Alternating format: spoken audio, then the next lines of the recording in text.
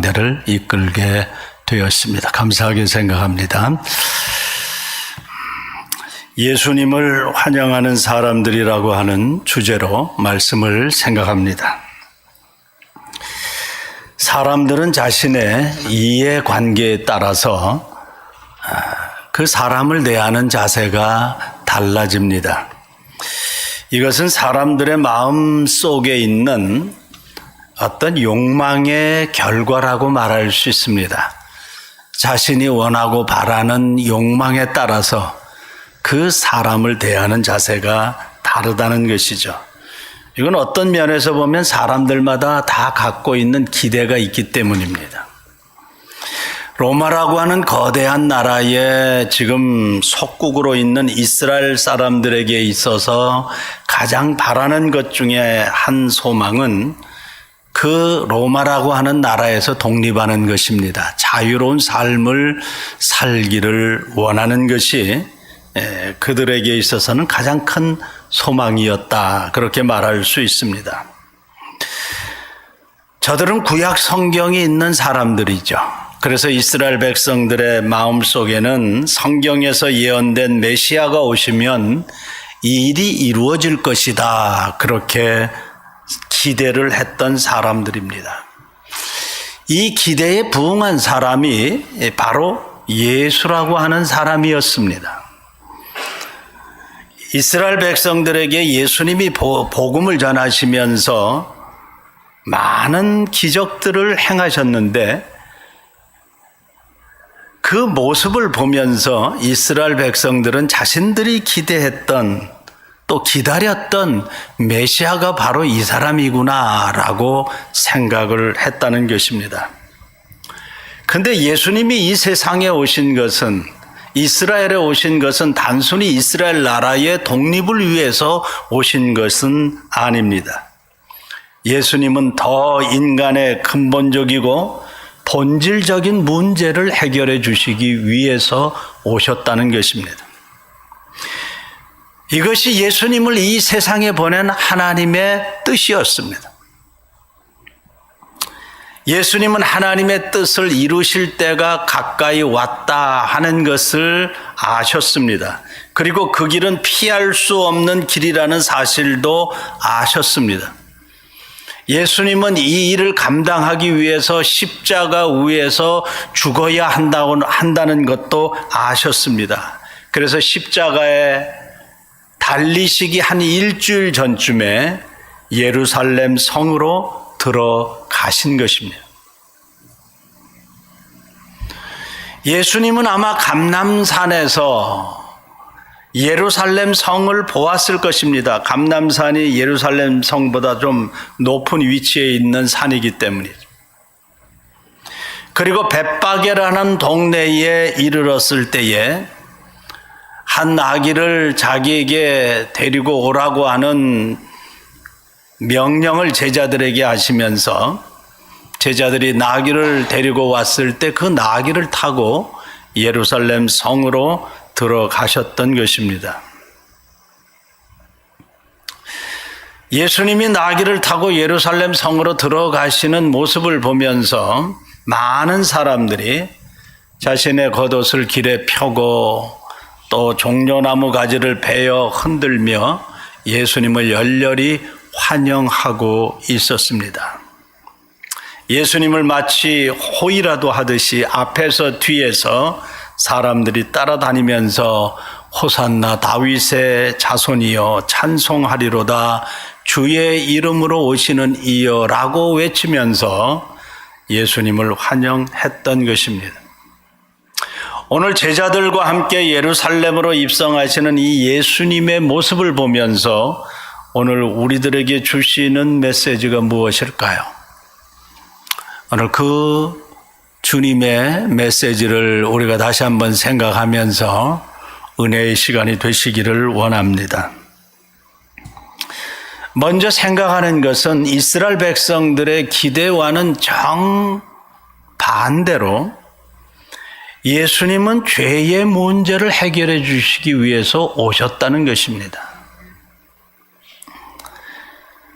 많은 사람들이 예수님이 예루살렘 성으로 들어오는 모습을 보면서 호산나 호산나 그렇게 외치면서 예수님을 환영하지만 그들 대부분의 사람들이 예수님이 어떤 목적을 가지고 이 성에 들어오시는지를 제대로 알지 못했다는 것입니다. 예수님이 예루살렘의 성으로 들어오시는 모습을 우리가 본문에서 보면 어떻게 보면 초라한 행렬이에요. 그 당시 성으로 들어오는 왕이나 어떤 장군이 승리하고 들어올 때는 백마를 타고 늠름한 모습으로 많은 백성들의 환영을 받으면서 아주 위풍당당하게 들어오는 모습이 보통 모습입니다. 예수님을 가리켜서 우리가 만왕의 왕이라고 할 때에 이 만왕의 왕 대신 예수님이 나귀 새끼를 타고 제자들의 그 수행을 받으면서 들어오는 행렬은 어떻게 보면 초라하기 그지없습니다. 인간적인 관점에서 보면 별로 주목할 만한 행렬이 아니라는 것이죠. 예수님이 예루살렘에 들어오시는 근본 목적이 뭡니까? 예수님은 사람들의 죄의 문제를 해결하기 위해서, 아니 좀 더 직접적으로 얘기하면 나의 죄를 해결해 주시기 위해서, 여러분들의 죄를 해결해 주시기 위해서 지금 이 예루살렘 성에 들어오시는 모습이라는 것이죠. 여기 백성들이 예수님을 향해서 호산나 호산나 외칩니다. 이 호산나라고 하는 말은 우리를 구원해 달라는 말입니다.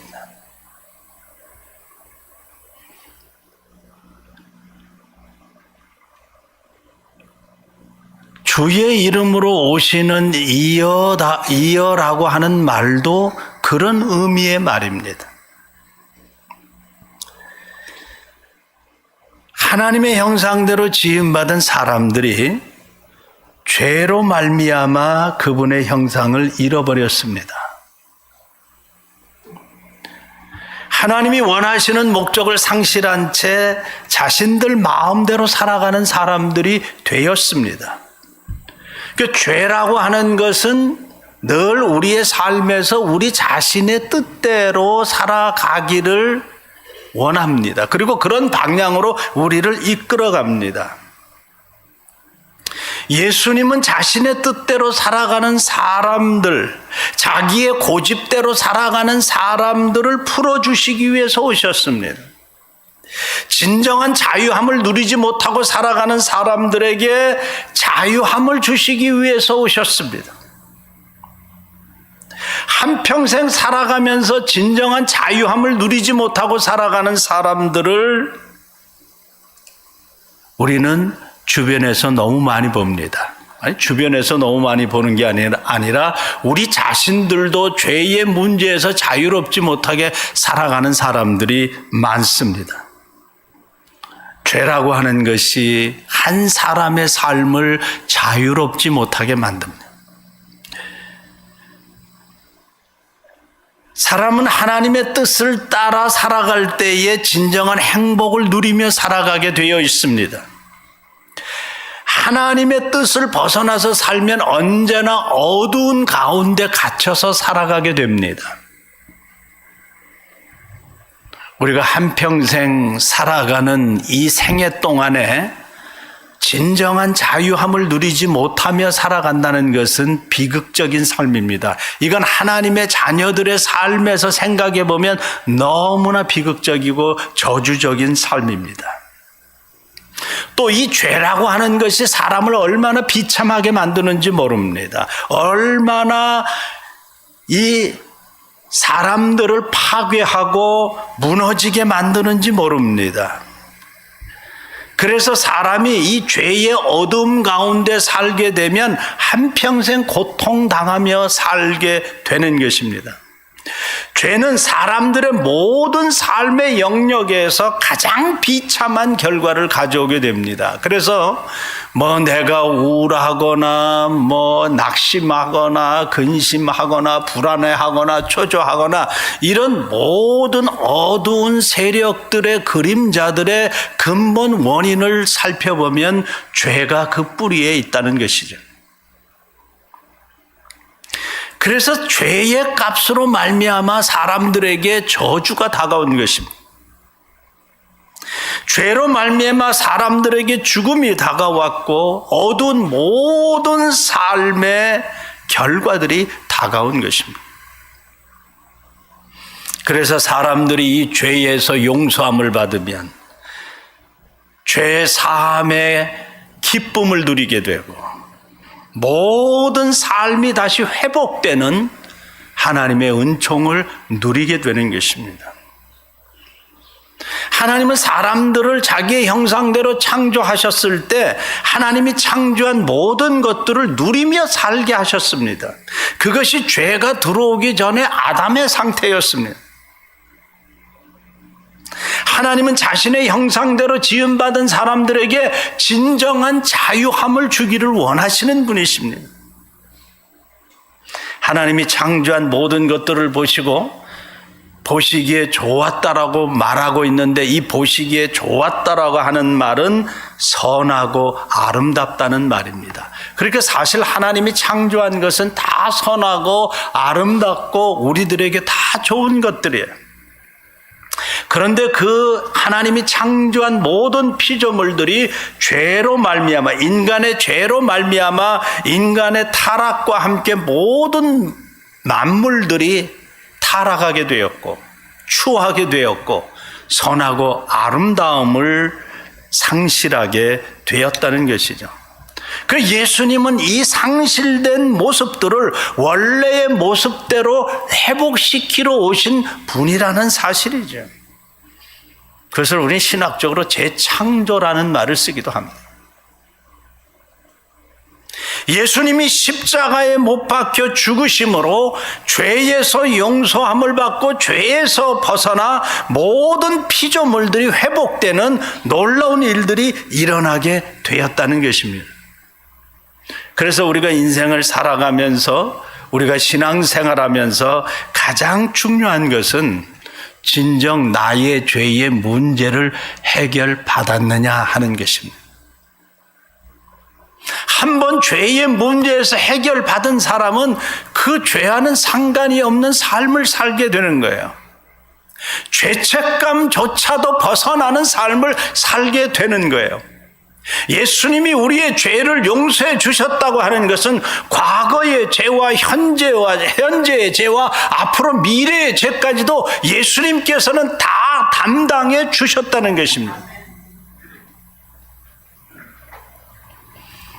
우리들의 죄의 문제를 영원히 해결하고 구원해 주실 분은 예수 그리스도밖에 없습니다. 우리가 예수님 앞에 나아가 십자가 위에서 우리를 흘려주신 그 보혈의 피를 믿고 그분의 약속을 받아들이면 모든 죄의 짐들이 사라지게 될 줄로 믿습니다. 스가랴 9장 9절에 이 선지자는 이렇게 기록하고 있습니다. 시온에 따라 크게 기뻐할지어다 예루살렘에 따라 즐거이 부를지어다.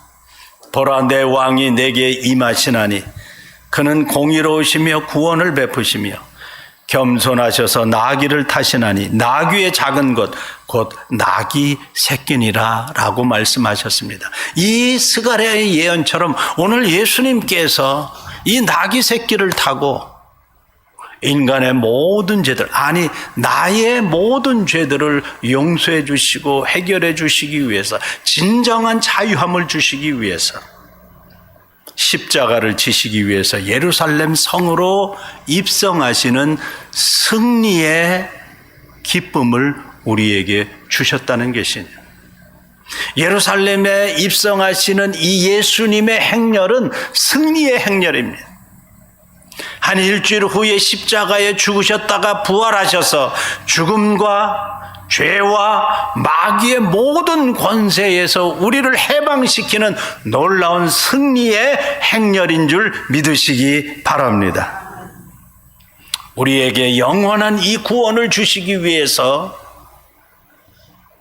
예루살렘 성으로 입성하셨던 이 예수님을 진정 환영하며 영접할 수 있는 믿음의 성도들이 되시기를 축복합니다.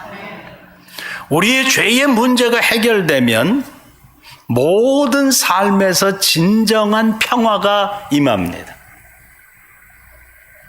여기 예수님이 나귀 새끼를 타고 예루살렘 성에 입성하셨다고 하는 것은 어떤 상징적인 의미가 있습니다. 나귀는 겸손을 상징하는 동물이고 평화를 상징하는 동물입니다. 그러니까 이것은 상징적으로 예수님께서 자신의 겸손함을 보여주는 모습이고 자신의 평화를 우리에게 주시기 위해서 상징적으로 나귀 새끼를 타고 예루살렘 성으로 입성하신 것입니다. 우리들의 죄로 말미암아 하나님과의 관계가 불화한 존재가 되었습니다. 죄는 하나님과의 관계를 깨트려 버립니다. 하나님과의 관계가 깨어지면 그 순간 그 사람은 평화를 잃어버립니다. 평안을 잃어버립니다. 아무리 소유가 많아도 평안이 없습니다. 사람이 마음에 평화가 없으면 한평생 근심하고 걱정하며 살게 됩니다. 하나님은 우리에게 평화를 가지고 평안의 삶을 살기를 원하는데 우리의 마음속에 끊임없이 근심과 걱정과 불안과 초조와 이런 어두운 그림자 같은 마음을 가지고 살아간다면 그건 비극적인 삶이죠. 하나님의 눈으로 볼 때 너무너무 안타까운 삶이죠. 주님은 우리에게 하늘의 평안을 주어서 매일매일 자유롭게 기쁨을 가지고 평안을 가지고 살아가게 하셨다는 것입니다. 여러분들 자신들을 한번 돌아보십시오. 내가 매일의 삶 속에서 나는 주님이 주시는 기쁨과 평안을 가지고 살아가는가? 강물 같은 하나님의 평화가 내 심령 속에서 솟아 넘치는가? 강물 같은 평화가 내 심령 속에서 솟아오르면 그 기쁨이 나오게 되어 있고 찬송이 나오게 되어 있고 얼굴이 펴지게 되어 있어요. 주님이 주시는 그 평화를 가지고 우리가 매일의 삶 속에서 하루하루 기쁘게 살아가는 자녀됨의 특권이 있다는 거예요. 그런 권리가 우리에게 있다는 거예요. 여러분들 하루하루 어떻게 살아가고 계십니까? 한번 옆 사람들 얼굴을 보십시오. 그분의 얼굴이 정말 평화가 넘치는가? 한번 보세요. 자기 자신들의 얼굴은 잘 못 보잖아요. 옆 사람들의 얼굴을 보면 기쁨이 넘치고 평화가 넘치면 저분은 주님이 주시는 그 평화 속에 지금 살고 있구나 하는 것을 내가 느끼잖아요. 그런 평화로운 얼굴을 내가 보면 나도 도전이 되어서 그런 평화로운 얼굴로 변하게 될 줄로 믿습니다. 여러분, 하늘의 평화가 우리에게 임하면 물질이 많아도 기쁨이요, 물질이 없어도 기쁨이에요. 그런데 주님이 주시는 이 평화가 없으면 물질이 많아도 근심이요, 물질이 없어도 근심이에요. 그 삶의 질이 완전히 달라지는 거예요. 하늘의 평화가 있으면 물질이 많아도 기쁘고 물질이 없어도 기쁜데 하늘의 평화가 없으면 물질이 있어도 근심이야. 왜? 이 물질이 언제 없어질지 모르니까. 물질이 없으면 없어서 더 근심이지. 모든 것이 내 안에 우리의 삶에 넘쳐나는데도 불구하고 하늘의 평화가 없으면 늘 불안하고 늘 부족함을 느끼고 늘 근심하고 늘 다른 사람들과 비교하게 된다. 그런 말이죠. 그러므로 우리들의 심령에 우리들의 삶에 주님이 주시는 하늘의 평화가 임하게 되어야 될 줄로 믿습니다. 많은 사람들이 이 평화를 얻기 위해 얼마나 노력하며 사는지 모릅니다. 어떤 사람들은 이 평화를 얻기 위해서 고행을 합니다. 수도를 합니다. 여러 가지 방법을 고안해서 실행에 옮기지만 진정한 평화를 얻지 못하고 살아갑니다. 우리가 잘 아는 시인 중에 단테라고 하는 사람이 있어요. 이 사람은 이탈리아 사람인데 이 사람이 피렌체에서 추방되었을 때 의미 있는 삶을 살기 위해서 이탈리아에서 프랑스 파리까지 먼 길인데 그 길을 걸어서 가기로 작정을 하고 집을 나섰습니다. 이탈리아 피렌체에서 프랑스 파리까지는 굉장히 먼 길이에요. 그 길은 멀고 먼 험난한 길입니다. 그것도 마차를 타고 가는 것도 아니고 걸어서 가는 길이니까 얼마나 그게 고행의 길이겠어요. 어느 차가운 늦은 밤에 단테는 프란치스코의 한 수도원을 찾아가게 되었고 문을 두드립니다. 문 두드리는 소리를 듣고 그 수도원의 한 수도승이 나와서 문을 열어주지 않는 채 묻습니다. 이 늦은 밤에 당신은 무엇 때문에 무엇을 원해서 여기에 왔습니까? 라고 묻습니다. 단테는 이렇게 대답을 합니다. 저는 평화를 찾고 있습니다. 그런데 이 수도승은 밤이 늦어서 너무 늦어서 문을 열어줄 수 없다고 이 단테를 받아주지 않습니다. 단테는 수도원에서도 평화를 찾지 못했습니다. 세상 어디에서도 진정한 평화를 우리가 얻을 수 있는 것은 없습니다.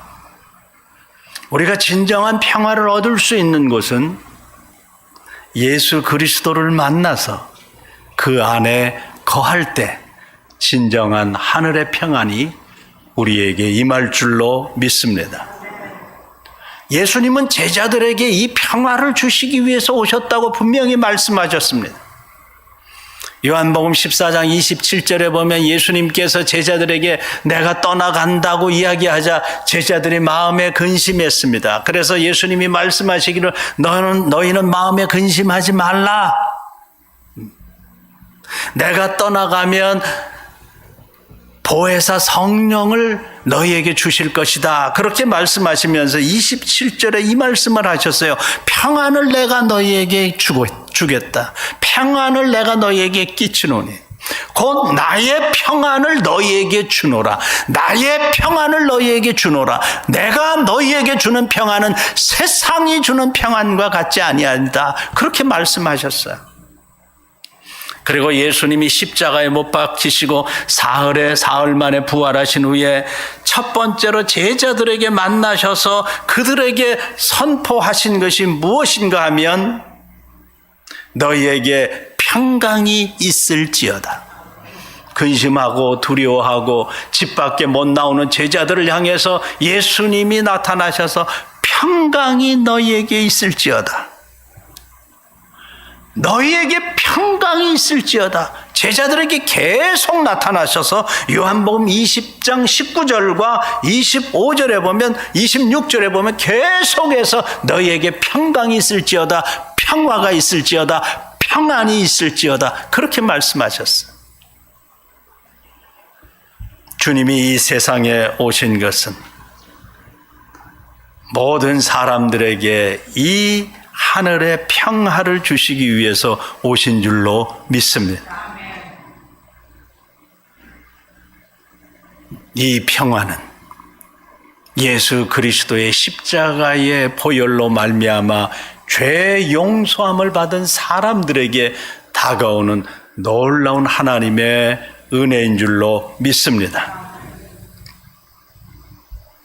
사람이 진정 행복을 느끼며 살아가게 되는 것은 주님과의 관계가 바로 되고 그분 안에 거할 때입니다.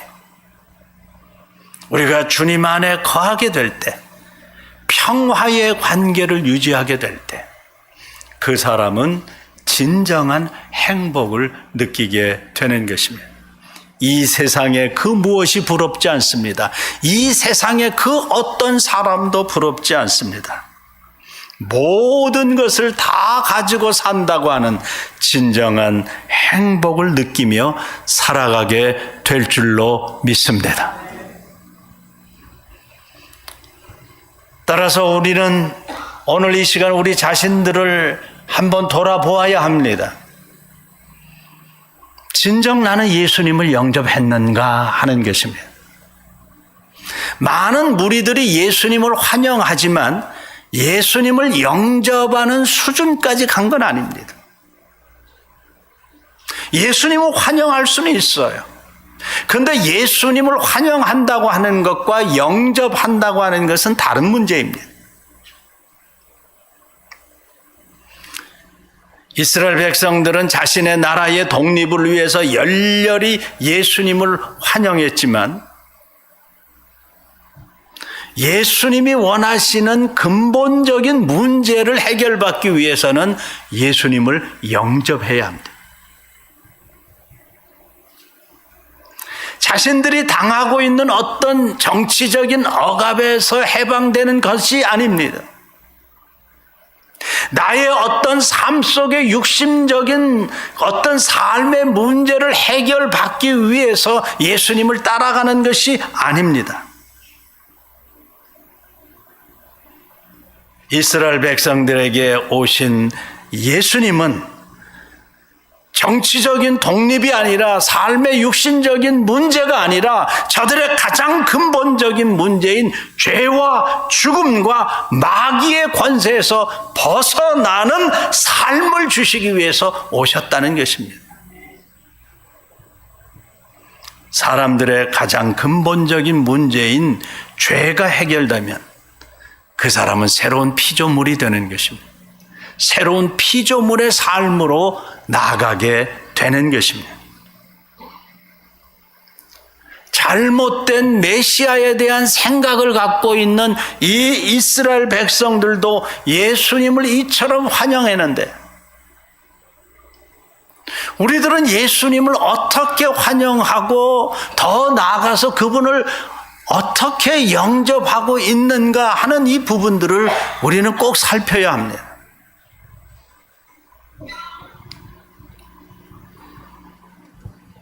예수님에 대한 잘못된 생각을 갖고 있는 사람들은 자신의 기대가 다르면, 자신의 기대가 충족되지 아니하면 예수님을 얼마든지 쉽게 떠나갈 수 있습니다. 이스라엘 백성들이 자신들의 기대가 충족되지 않자 예수님을 일주일 후에 십자가에 못 박은 것처럼 우리들의 기대가 충족되지 아니하면 예수님을 얼마든지 떠나가게 됩니다. 어떤 사람들은 예수님을 믿는다고 하는데 자신의 경제적인 삶에 이 권고한 문제가 해결되기 위해서 교회에 나오는 사람들이 있습니다.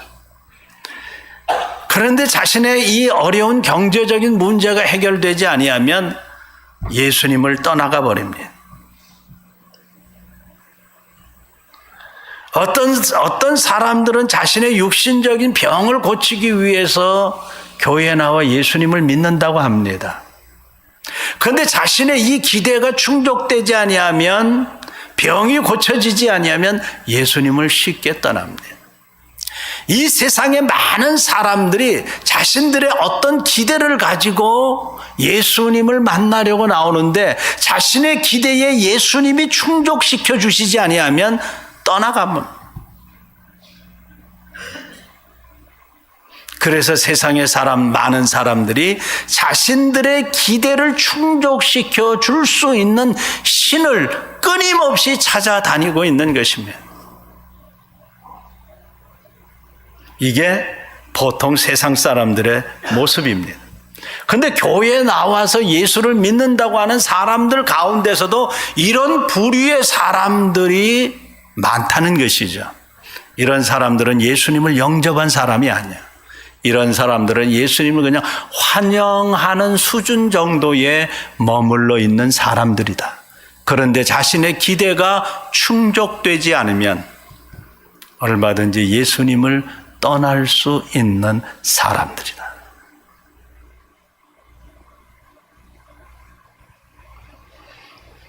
여러분들은 어떻습니까? 나의 죄를 해결해 주시기 위해서 오신 예수님으로 생각하고 바라보고 있습니까? 만일 우리가 예수님을 그렇게 바라보고 예수님을 영접한다면 우리의 삶에 놀라운 일들이 일어나게 될 것입니다. 예수님은 분명히 요한복음 1장 12절에서 우리에게 이렇게 말씀합니다. 영접하는 자 곧 그 이름을 믿는 자들에게는 하나님의 자녀가 되는 권세를 주셨다. 여기 하나님의 자녀가 되는 권세를 주셨다고 하는 이 권세는 권리라는 말이에요. 내가 하나님의 자녀가 되어서 하나님의 자녀로서 누릴 권리가 내게 있다, 그런 말이에요. 그런데 여기 중요한 말이 있어요. 이 영접이라고 하는 말은 그 예수님을 나의 왕으로 모셨다는 거예요. 나의 왕으로 받아들였다는 거예요. 예수님을 나의 주인으로 받아들였다는 것이 영접이라고 하는 의미 속에 담겨져 있다는 거예요. 그러니까 우리가 영접한다 하지만 예수님을 나의 왕으로, 나의 구주로, 나의 주님으로 받아들이지 않으면 그것은 진정한 영접이 아니라는 것입니다. 우리가 예수님을 진정 나의 왕으로, 나의 구주로, 나의 주인으로 영접했다면 지금부터 영원까지 그분의 돌보심을 받을 것이고, 그분의 보호를 받을 것이고, 그분의 인도하심을 받을 것이고, 함께 하시는 놀라운 손길을 우리의 삶에서 체험하게 될 줄로 믿습니다. 여러분들은 나의 죄를 위하여 십자가에 못 박히신 이 예수님을 진정으로 영접하고 있는가? 우리의 왕 되신 그 예수님을 나의 마음 중심에, 나의 삶의 중심에 모시고 있는가? 오늘 이 말씀 앞에서 나라고 하는 존재가 한 100년 살아가는 동안 진정으로 주님을 환영하고 영접한 자인가? 스스로 자신에게 물어볼 수 있는 귀한 시간이 되시기를 바랍니다.